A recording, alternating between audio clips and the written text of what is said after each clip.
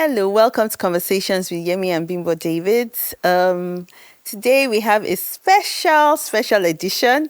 Before we get into that, we'd like to appreciate everyone again, as always, for liking, subscribing, joining, sharing, and we just keep up imploring us to share, um, invite other people, your friends, to join us in these conversations.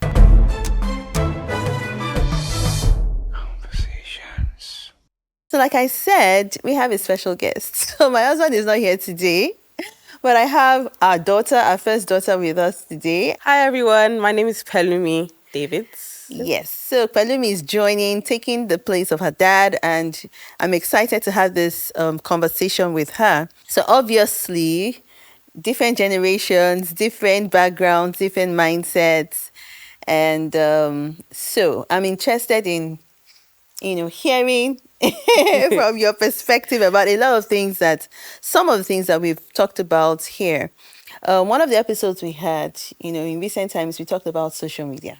Of course, we have talked about social media and the life, the social media life. So we have so people think social media is the absolute truth. What they see on social media is the reality of life, pertaining to relationships, pertaining to, their lifestyle, things like that. So, of course, I have my perspective. So I'm going to ask you, first of all, how important is social media for you as a student and all, and then how it plays out with your relationships? If social media impacts on your relationships and how it does. Okay, so I think, well, I'm 19, so I think a lot of my life has been spent on social media. And I know for a lot of people around me, my age mates, social media is very, very important.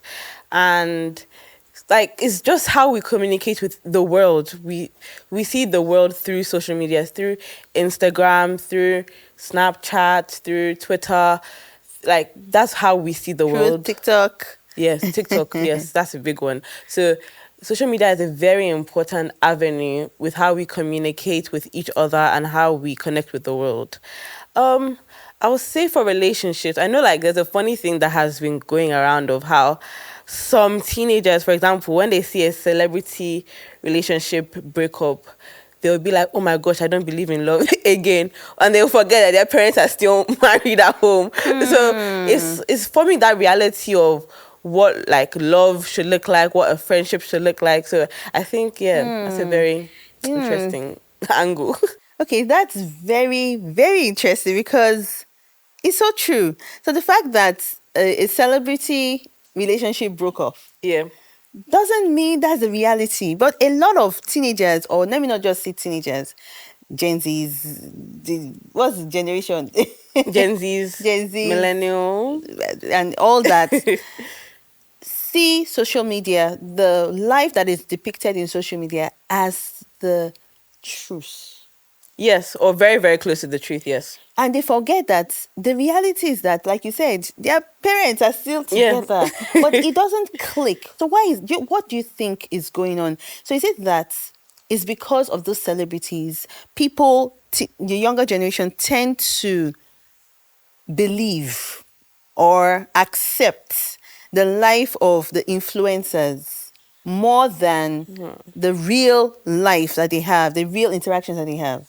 I think it's that a lot of teenagers want their lives to be like the influencers. So it's like they are living their dream life. So because of that, they almost place themselves in their influencer world, let's say that. So what's happening in the influencer life becomes their reality, even though it's actually not true and they don't show us everything. So they just feel, okay, so and so broke up or so and so are fighting, and it becomes a big thing in their head, and you're wondering what's going on. I'm really finding it difficult to really. Yes. So you just see many times, for example, celebrity couple that broke up, and you see in their comments, I'm like, oh my gosh, I can't believe it. And they're like, are these people, are you living with them? Are you living in their house? So, but it just looks like yeah, in-laws. So they call them online in-laws. Really? Yes. Because like you see how they comment like they are living in their house and they know their personal life, but it's really not. So how then do they live life?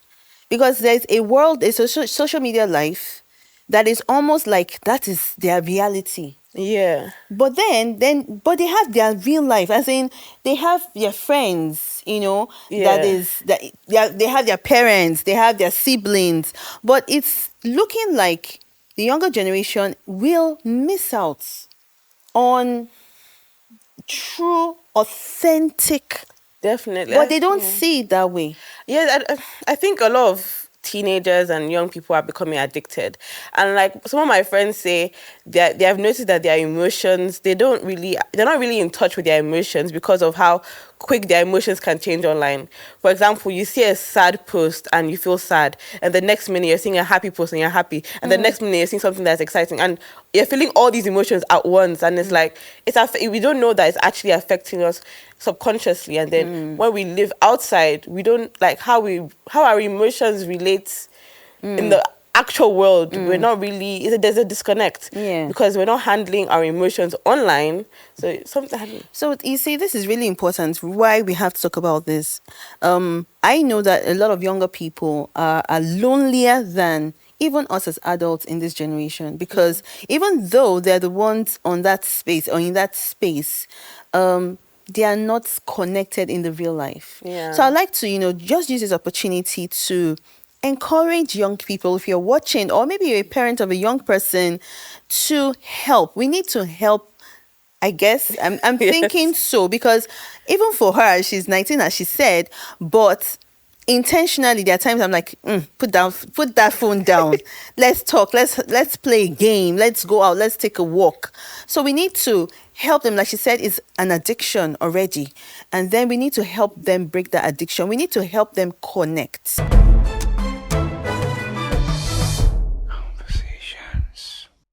Yeah. Let's not, sometimes we feel it's easier to give a young person a device because they are not disturbing in that sense. Yeah. So they just throw the devices at them, they need it. But at the same time, I know that I've spoken to teenagers, and I know that sometimes teenagers also want that some form of not absolute control, but they also know that they still want some form of control from their adults. They may not say it, but they still want it. So with things like, you're going out, come back at this time.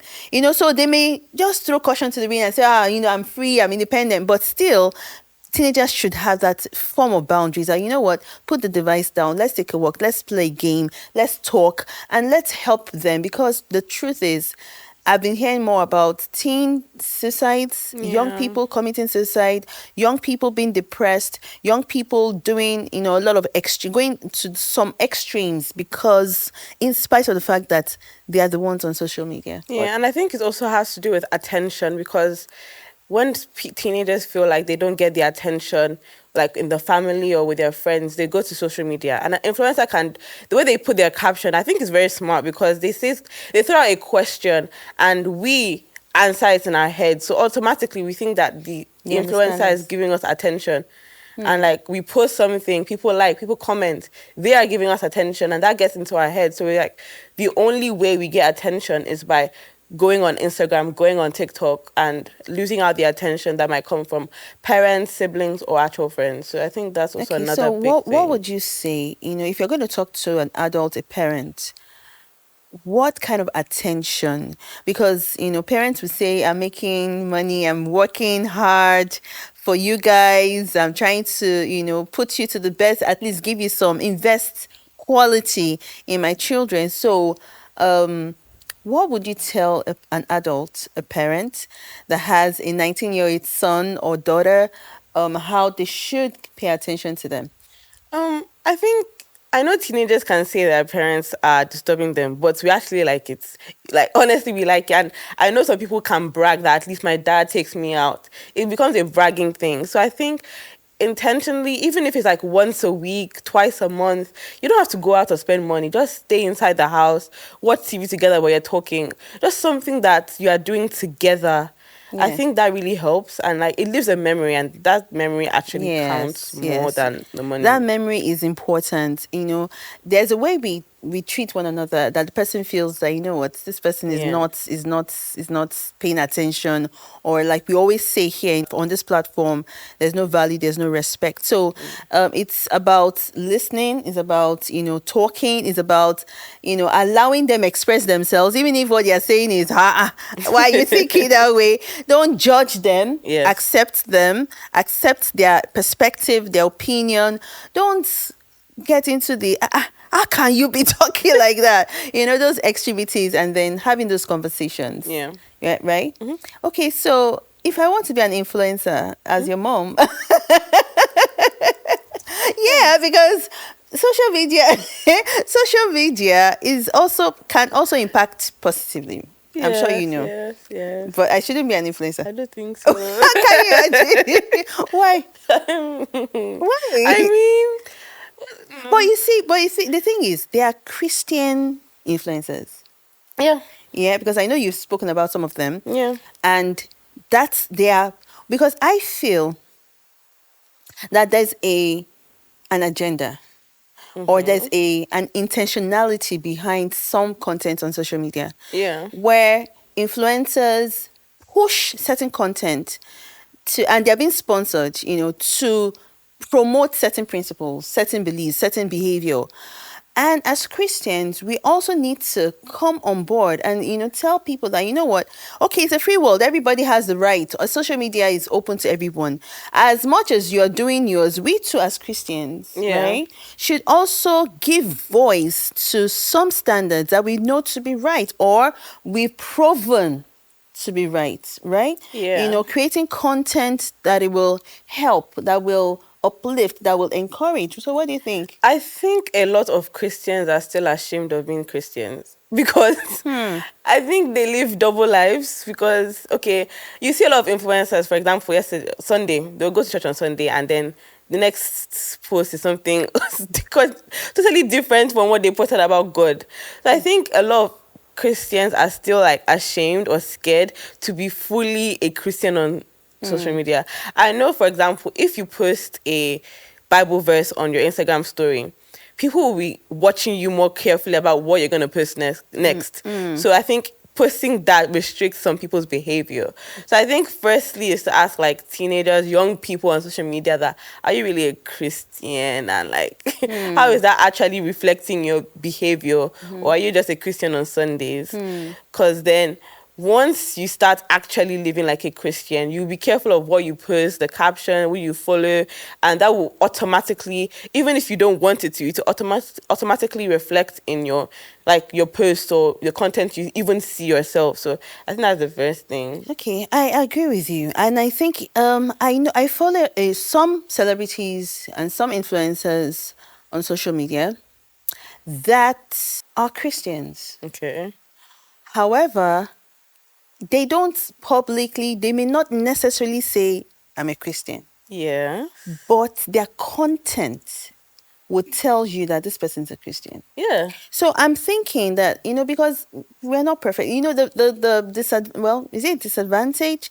The perk with social media is that social media, like you said, everybody is now, the spotlight is on you. Yeah. Once you start getting some followership, people are following, you have, people responding to your content and all, automatically you're on the spotlight. Yeah. However, we need to be able to, it shouldn't stop us from promoting whatever it is we want to promote, knowing that, what, people will talk. I know a number of people that have made mistakes, Christians that said something that they shouldn't have said, did something that they shouldn't have done, but they still love God. They still, but the world out there will judge you. And that's the disadvantage. We can't talk about Twitter. Twitter is a crazy place where people will talk. So if you know that, because some people, that is the skill that they have, that is Yeah. the gifts that they have, social media. So you have to understand that. But I also think that people feel you can't make money as a Christian creator.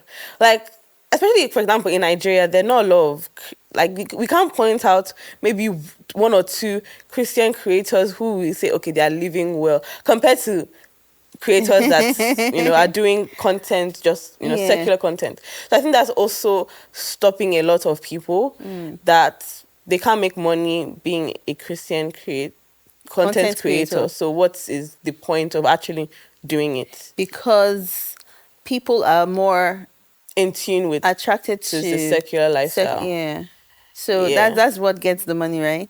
Oh, well, that's what it looks like. Gets the money. I mean, you get like brands from like secular brands calling you, but It's so if you're a true. Christian content creator, such brands might not want to come to you, or you can't, or you wouldn't want to accept some brands. So it's a bit, yeah. I mean, Okay, it's so interesting. You know what? I'm really intrigued by some of the things she said. Some things I didn't realize, as a Christian mother, a Christian leader, and the fact that, there's a financial part to it, the security to it, and all.